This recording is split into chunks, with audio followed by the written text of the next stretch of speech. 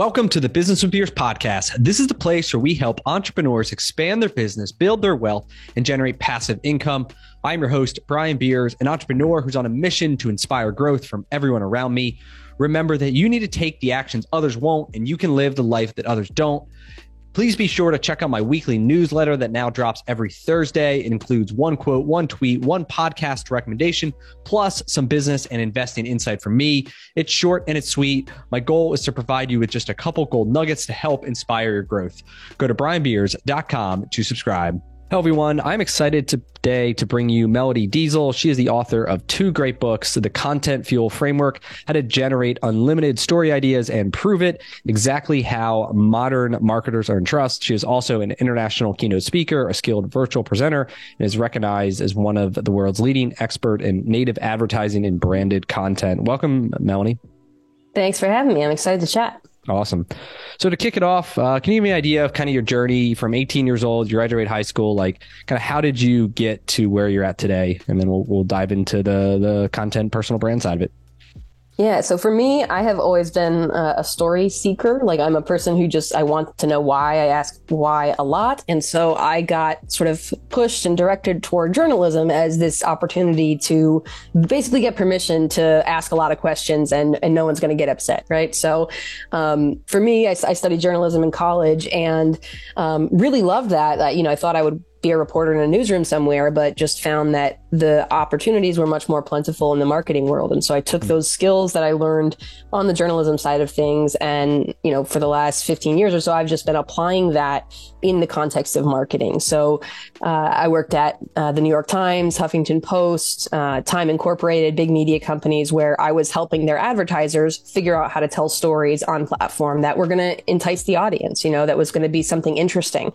There's, lots of times and reasons that just a square or a rectangle ad is exactly what you need to get the audience you need. But other times you need something a little more engaging to tell stories. So spend a lot of time coaching, working with big brands on how to do that, how to tell their story in a way that people will actually be interested in and care about. Okay. And then, really just, I guess about 2015 or so, I kind of set out on my own and decided that, I could work with these media companies or I could start my own thing. And that would allow me greater freedom to talk to more brands, to have a bigger impact, to do more of the speaking and workshops, which I really love. And so that's been the adventure for the better part of the last almost 10 years. Awesome. So what makes a good story? This is such a big question. And I think one of the things I always like to say is that, especially with marketing and storytelling, there's almost always, it depends. And what it depends on is often the context, right? So a good story for my toddler at bedtime is very different than a good story that's going to engage our audience and, try to bring in new customers, for example. In a journalism context, we're looking for uniqueness. So talking about something that's different, that hasn't happened before, the first, the only, the best, those kind of superlatives tend to work really well as the focus of a story. When we're in a marketing context, we focus on our differentiators. So, what is it that's different about us, that's special about us? Very, sort of parallel goal there. But there's a few things that are key no matter what kind of story you're telling. And the biggest of those is probably tension. And you'll hear a lot of different words. Conflict, is like the high school you're learning about, Romeo and Juliet, they teach about conflict in the second act or whatever. But for our purposes, it's usually tension. Like you need some reason for the audience to care about it. Like what's at stake for them? How does this outcome matter to them? What are they waiting to find out? Because if, from the start, and it's not relevant to them, it's not going to be an experience. They're not going to be engaged. Like if I came on here and just started talking about like, here's how I decided what to have for breakfast this morning, you'd be like, this is not at all interesting. Like my audience doesn't care about this. Like I don't care personally about the outcome. So, trying to figure out how can we tap into what our audience wants and needs and create that tension so that they feel like I want to keep listening or reading or watching to kind of get to the end and figure out how that tension is resolved. Yeah. So tension, or it's like just curiosity, right? I mean, it's not always like a conflict. It's this big fight, but there's some sort of like thing that someone goes through or they had this problem, right? And they solved it. And like, you've seen these charts and it's like the little thing that goes up and down like a mountain. Exactly. That's kind of like what you're looking for, right? Yeah. And you're right. It doesn't have to be negative. You know, the tension could be that I'm curious to find out. You know, I feel like I have a knowledge gap and you're telling me that there's this one secret, but I don't know what that secret is. So I want to keep listening.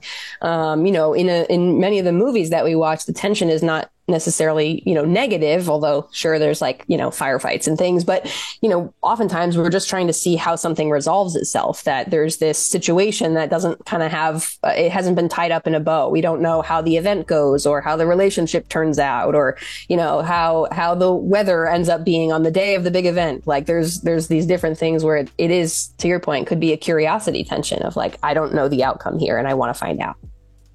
So for business owners that want to go and I guess create content that, let's say it's copy, right? They want to have writing on an ad. Yeah. Like I do a lot of direct mail for our business. We spend a ton of money on direct mail, and a lot of it's like, well, what are the offers that are going to attract people? What do we want on the front that's like going to make them flip it over to look at the back? And then, you know, our goal is to get whatever 2% of the people that read this thing to come in and you know, the ROIs work, right? Yeah. So what are some, like, let's start with the advertising copy basis. Like, what are the things that you recommend that you want to see that create strong call to actions? So a lot of the stuff that I'm working on tends to be more longer form stuff than direct mail. That's such an interesting challenge to have in direct mail because you have so little real estate really to kind of connect with the audience. So that tension element is going to be even more important in that environment where you've got like a limited window or, you know, just small real estate. So tension, the types of things you want to look for is, you know, what kind of negative outcomes are you helping them prevent? So, you know, sort of insurance companies do this a lot, right? Where they show like a sad commercial and like someone's house has burned to the ground and they're like, don't let this be you. Like, you don't have to be quite so dire, but you know, some element of like this type of service that we're offering prevents this negative outcome, or, you know, it's this time of year and you want to make sure that this such thing doesn't happen. Let's help you winterize that. You know, kind of showing some of those negative outcomes that you can avoid creates that tension for the audience to say, okay, well, I definitely don't want that negative outcome. So I need to kind of follow through with this and pursue what an avoidant option would be. The other thing you could talk about is like a common myth or misconception.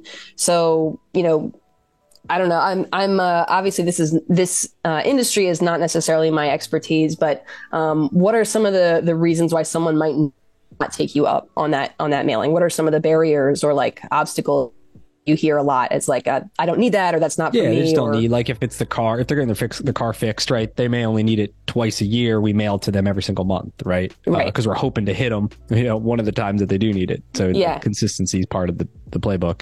Yeah. So something there, I mean, the kind of thing to hit on there is like, they may have this misconception that they only need it a few times a month, or a few times a year, but also regular maintenance can help prevent XYZ or extend the life of XYZ. So kind of feeding into that misconception, you're sort of challenging a belief or, you know, an idea that they have. And that again is creating that tension of like, okay, something's off here. I believed this thing. I'm hearing something else. How do I resolve that? And in this case, it's going to be by working with you guys. Yeah. And a lot of times we also see like price objections. So if people are, you know, oh, such and such is too expensive.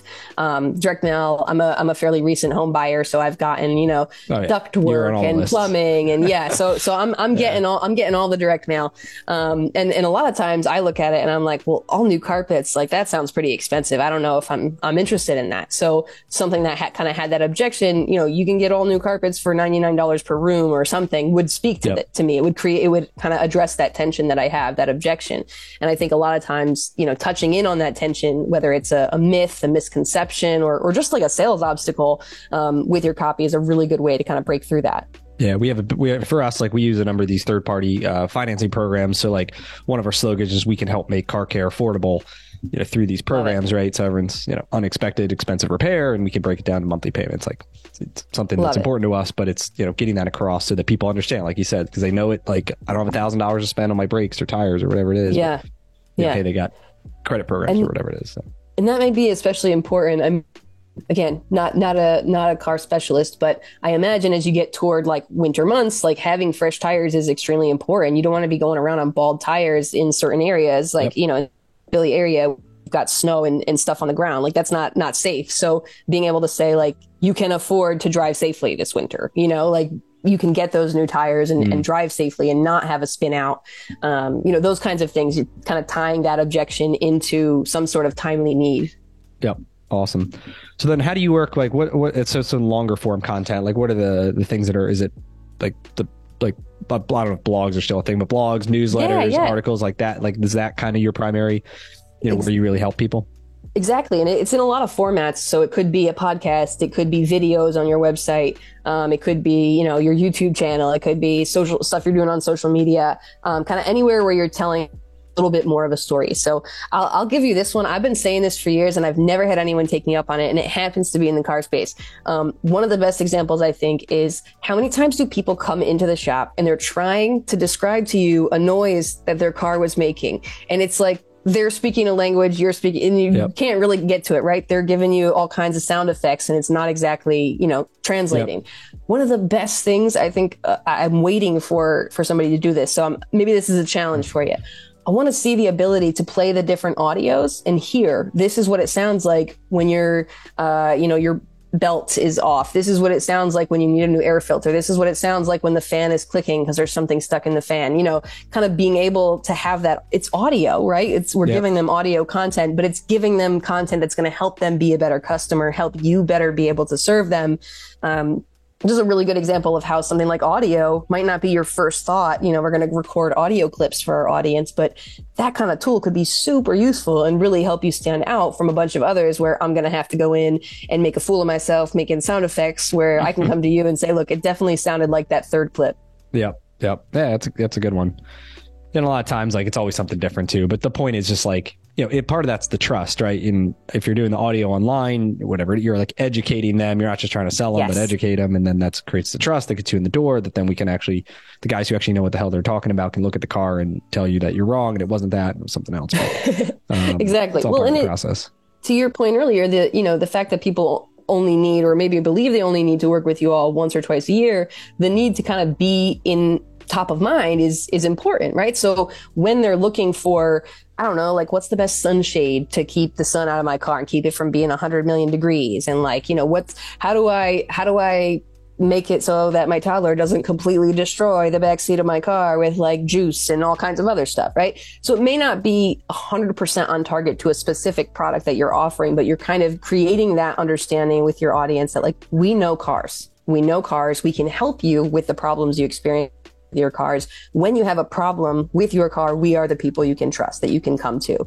So having that kind of content that they're going to find it can be incredibly helpful. I mean, even something like, I don't know, a list of like the best local car washes, like those are the kind of things. If I'm looking locally for something having to do with my car, it may not be what you guys offer, but it kind of, again, plants that gets seed you in the of wheelhouse and like exactly can differentiate. And that's good stuff. Do you work much on Twitter? I do. I love Twitter. It's been an interesting couple months. Okay. So how do you write, like, walk me through, so I'm like working on building a Twitter audience. I have like 8,000 followers I built over the last, I don't know, 8 months or something. Yeah. My goal is to get to 100,000, which is going to take a lot of work, but a lot of it's writing good threads, right? And to write a good thread, you got to have a good hook that like makes people like click it, right? So what, from your experience, what creates like a good hook? So that hook is coming back to the exact tension thing that we were talking about. So there's a couple things that you can go that are kind of tried and true. One is to make a claim that seems unbelievable, right? So like, this is how I got to, you always see those threads. This is how I brought my business to 1 million, per year in 6 months. Well. Yeah. There you go. See, so those kind of things, people are like, what, 1 million in a year? That seems impossible. I've got to find out how this is done. It creates that knowledge gap where they're like, I need to know. There's too much tension for me now. The other one is to kind of create a belief. Go ahead. So how do you do those though? That's like all your content, right? If all your content is like, this is how I turned, whatever. I had one, it was like how I turned 48,000 to 700,000. It was like the seller finance thing, whatever. But then like, if all your things you do, like at a certain point, doesn't it get kind of like repetitive? Or I guess it's like, you run out of stories eventually, right? Of like these unbelievable things that you did. Or is it just like you take the same story and you're like, this is how I turned 50,000 into it was the same story, just change the numbers? So, well, you probably don't want to just change the numbers because that will, if somebody sees it's the same thing and you're just like, find, copy, replace, a couple different words or numbers. But there's probably different ways you can talk about that same process. So you can talk about maybe the biggest mistake you've made, right? And it's not what you think, or lessons I learned the hard way. How long have you been in business with your group? Our family's been here for 45 years. I've been in for 12. So you could do like 12 things I've learned in the 12, the most surprising thing I learned, in 12 years. Numbered lists always work well. And then you throw as the hook, like, and the last one is something you won't believe or, not common knowledge. A lot of that contrarian view of like, either something they don't expect, something they can't believe, something that goes against conventional wisdom, tapping into that kind of tension works super well. Does it get a little old if that's all that you're doing? Probably at some point. But I think it also depends on being conscious of what type of audience you're looking to build. Because if you're looking to build an audience of people who care about those things, there's going to be new people every week who didn't see what you did last week or 6 weeks ago. So you don't want to rehash the exact same content, but talking about some of those same messages repeatedly is totally okay. Because the thing to remember is, number one, your whole audience didn't see what you did last time, right? Because algorithms or timing. If they did see it, they may not have read it or read it all the way through. And if they read it all the way through, they probably still didn't take action on it. So kind of reinforcing those messages and talking about them more frequently is definitely okay. You just want to make sure you're not... like every week. Yeah, or you can even do it every week or whatever. Yeah. I've seen people too, like as part of their playbook, and I have like the accounts I follow closely. Like, they'll retweet, like, or basically rewrite the same story with a slightly different hook, but it's the same base story. But then like you forget key parts of it, or like, oh yeah, that was pretty interesting. Like there's new things just in reading a book, right? You could read a book 5 times and like get something new out of it every time. So I think or a new way to frame it. So you talked about how to build, how you built the 47,000 to 700. Like maybe something happens in the news that is related to the strategy that you talked about in there, and you could say, look, I talked about 3 months ago, here's the thread on that, right? Or I talked about it, here's an overview, and then the last tweet is you saying, here's the full thread if you want to hear more about it. You can kind of resurface that stuff with a new angle that's more timely, or you could do it anniversary. 6 months ago this went haywire, like here's the best advice, the best responses I got. Those kind of things can work really well as an excuse to resurface stuff that's working. What's your advice on setting up a flywheel? Like one of my biggest challenges is sometimes I do a podcast on something, and then I'll write a thread on something, or I have a newsletter, and like the best practice I understand, right, is you have like a single piece of content, you cut it up, and you use it in all these different ways.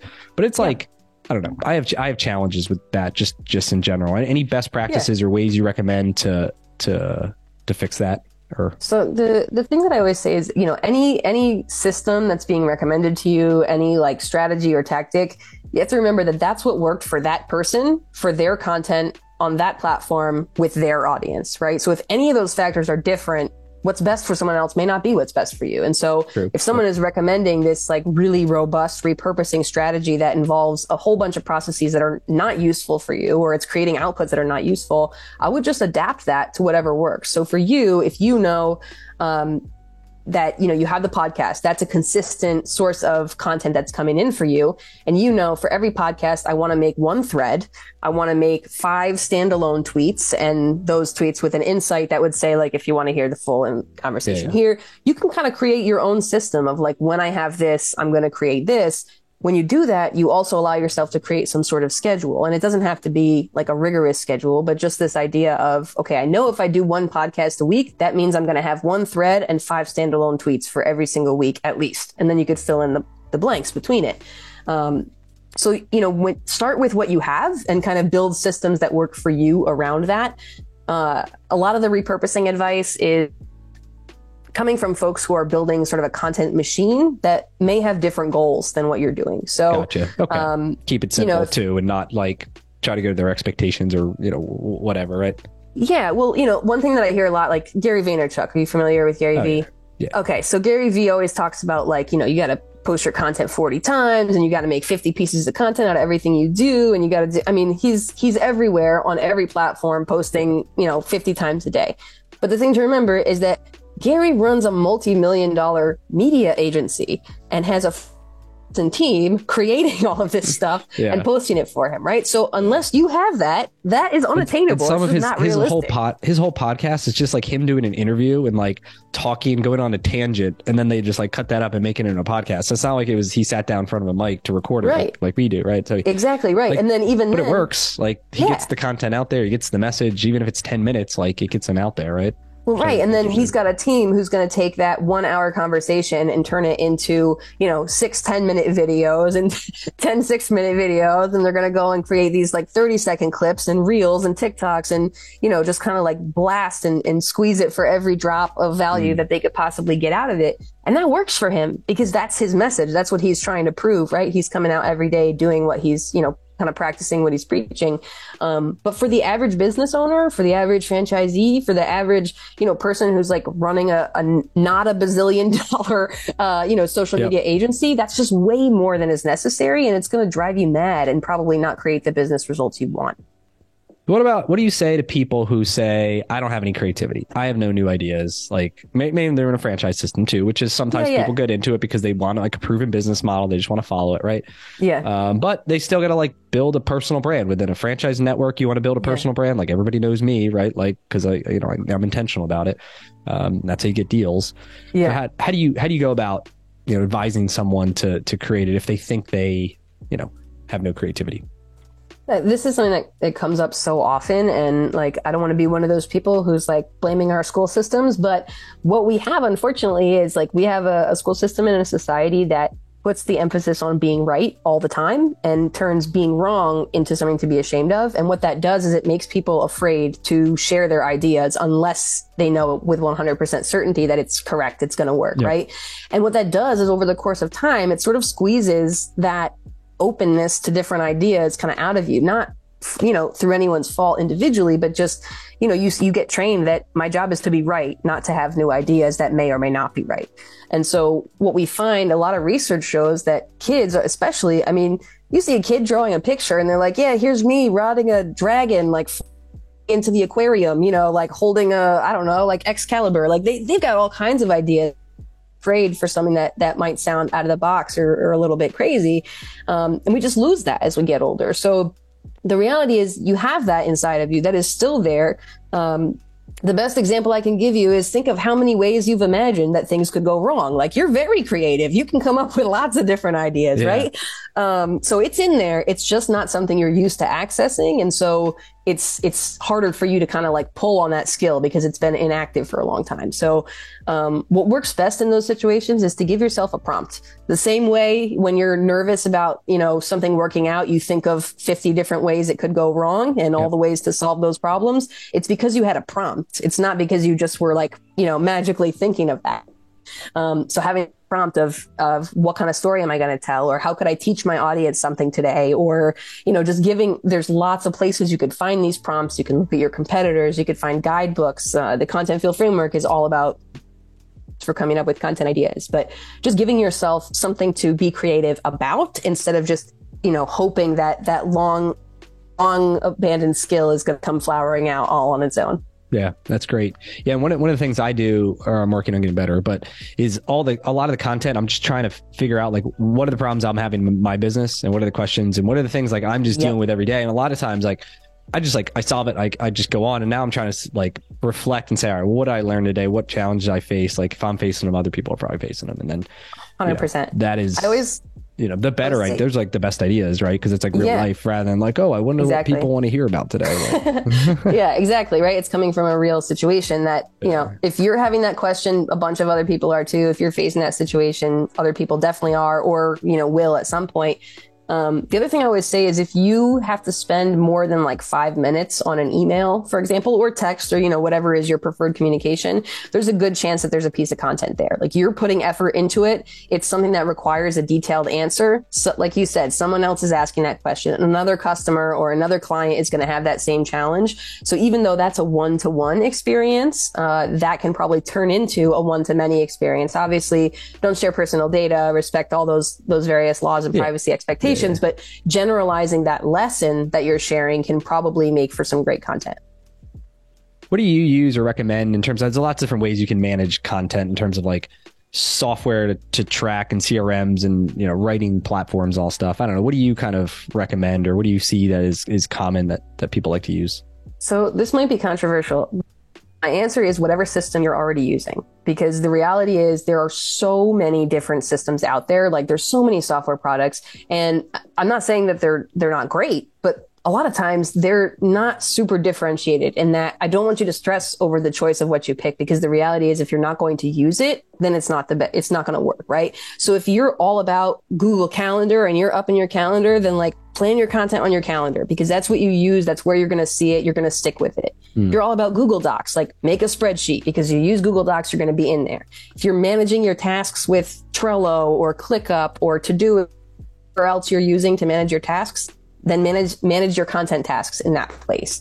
I just find that especially with smaller companies or, personal brands where you have more flexibility, your best shot at success is adapting the systems that you already use rather than trying to like change all of your routines, all of your habits. Yeah. It's a huge change, and it's, you're changing enough. You're dealing with enough change. Like start with something that you already know works well for you. Yep.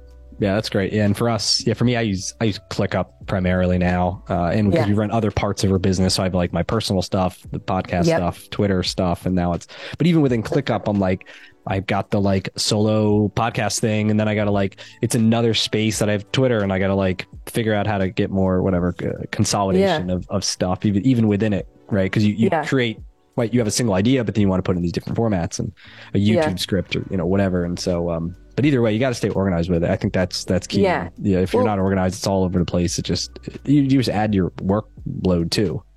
Exactly. And anywhere that you can create like templates or repeatable frameworks, like that's all my business. All I'm doing is creating systems around creativity and productivity. So that kind of thing is going to help you get more done. So the example you gave of like, well, I have this one thing and I want to turn it into all these other things, like having for yourself a master list somewhere of all the things, like types of content you can create, a tweet, a LinkedIn post, a Facebook post, a thread, YouTube script, like have that master list somewhere so that when the time comes, you can copy paste, you can pull from it. You can, here's the batch that I know works really well for podcasts. And that's just ready to copy paste into a checklist. I know I'm going to make a thread, 5 tweets, a YouTube, you're just going to kind of have that ready to go.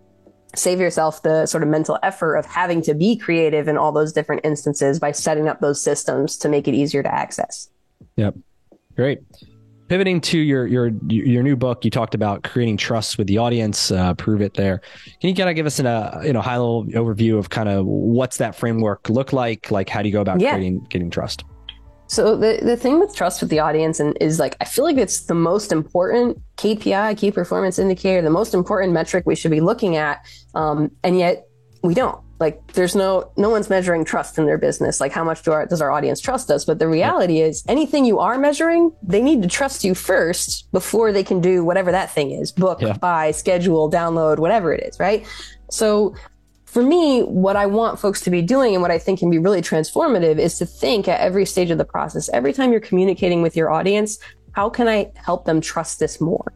Because the reality is when we look at the data, like consumers are more skeptical than they've ever been before. Like they do not believe anything we say, and we can't blame them, right? Like look at your email spam folder or like probably your text inbox too at this point, right? It's full of spam. Everyone has so many conflicting messages. They don't know who to trust. They don't know what to believe. So when you can be intentional about creating this thing, whether it's, your mailers, are you including reviews or rankings or any awards that you've won, kind of finding ways to prove to them, like, you can trust us. We are who we say we are. We do what we say we do. That is going to go a long way toward helping them see that you're different. You're not every other like junk mail that's in their inbox. Like you are a legitimate business that has a solid reputation that can create real results. That differentiator, being able to earn that trust, it makes such a huge difference when you're trying to stand out, particularly in like a crowded space. The ability to really set yourself apart as trustworthy, I think is super important. And I think probably even more so in your space than in a lot of other industries. I think, there are some industries that have a reputation, sales is one of them, right? And I feel like, car work is another one where people don't feel comfortable in those environments because they don't feel like they know enough to kind of like keep themselves from getting ripped off, right? So the trust is just so key to make them feel like you're on their side, you know what you need to do, you're going to have their back, other people trust you, right? All of those trust signals are just so important for them. Yep. Yeah. And even in our business, like we're very, cognizant of that. And a part of the process, right, is show and tell, and like show them what the issue is and tell them about it, touch it, feel it. Like if we can show them a bald tire, new tire, loose component versus a not, loose component. That's all part of it. A lot of that's hard to convey because, especially in a franchise, like every location's different if they're independently owned. And then even in mine, we have 30 stores and they all operate, slightly different. So it's a huge challenge. Any big business, right, is the marketing can say all at once, but it really comes down to the execution.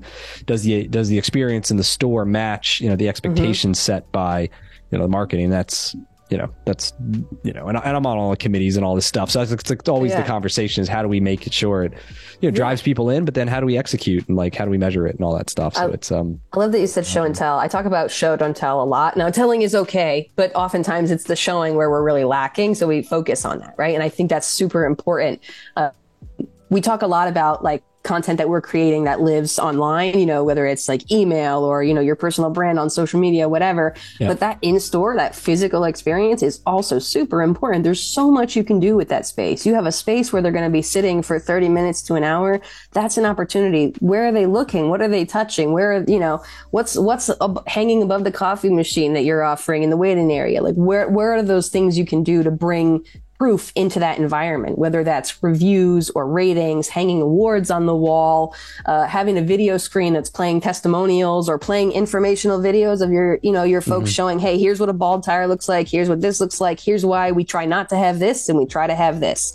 That kind of thing can just go a long way to proving your expertise and proving how trusted you really are. Yep. Yeah, that's great. Awesome. So you've been great, giving us, sharing all your knowledge here. Where can people connect with you, buy your book, learn more, hire you, all that stuff? Yeah. So you can find all about me at storyfuel.co. So my last name is Diesel. So we go storyfuel, FUEL.co. Storyfuel is where you'll find information about the books. If you're curious to learn more, you can find me on social if that's how you like to communicate. And really just, anytime you're facing a creative challenge and thinking, okay, we need some creative problem solving here. We need to figure out how to communicate this difficult issue. That's probably something I can help with, or at least point you in the right direction. Awesome. Well, you've been great. I appreciate your time and have a great day. Yeah. Thanks for letting me share my story. That's all we got for this episode with the Business with Beers podcast. One thing that would really help both us and other new potential listeners is to rate the show and leave a comment in iTunes, Stitcher, wherever you listen. Also, make sure to link up with me on your preferred social media platforms, LinkedIn, Instagram, Twitter, Facebook. You can find all my links at brianbeers.com. Please just share the podcast with anyone who you think might enjoy it. And until next time, remember to take the actions others won't, to live the life that others don't.